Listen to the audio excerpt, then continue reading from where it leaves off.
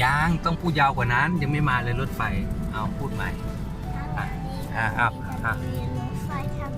ไหนรถไฟอยู่ตรงไหนรถไฟอยู่ตรงทาง เอาชี้ให้เพื่อนดูเร็วเร็วเพื่อนจะได้ดูไหนชี้เลยไหนนี่เหรอฟังเสียงด้วยใช่ไหมใช่รถไฟไหมเนี่ยโอ้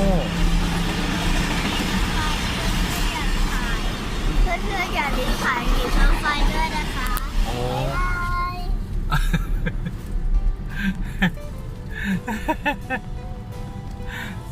สุดยอดจริงเลยอะไรพูดอีกทีสิทุกคนค่ะ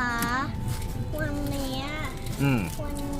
พี่ยาจะเห็นรถไฟอีกด้านนะคะ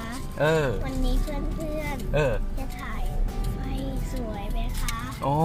เก่งมากเลยทำไมลูกพูดเก่งจังเลยเนี่ยวันนี้เพื่อนอย่าลืมถ่ายรถไฟให้สวยแบบนี้นะคะรถไฟมันจะมาอีกใหม่นะคะมันจะมาเมื่อไหร่อีกล่ะเมื่อไหร่อะคะมันมาตอนเช้าใช่ไหมตอนเช้านะคะโอ้แล้วเราจะไปไหนกันเนี่ยแล้วก็เจอรถไฟนะคะเพื่อนๆต้องเจอรถไฟด้วยเพื่อนๆบอกพ่อกับแม่ด้วยนะคะว่าหนูเจอรถไฟดีแล้วนะคะยังไงช่วยขอคุณด้วยค่ะมองกล้องด้วยเดี๋ยวยังไม่เดี๋ยวปรับใหม่เดี๋ยวพูดใหม่ว่าขออะไรนะว่าไหมขอให้จะไปถ่ายรูปรถไฟแล้วก็อย่าลืมถ่ายรูปรถไฟด้วย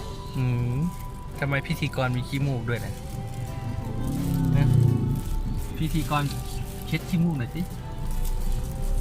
ไม่มีผ้าโอ้ย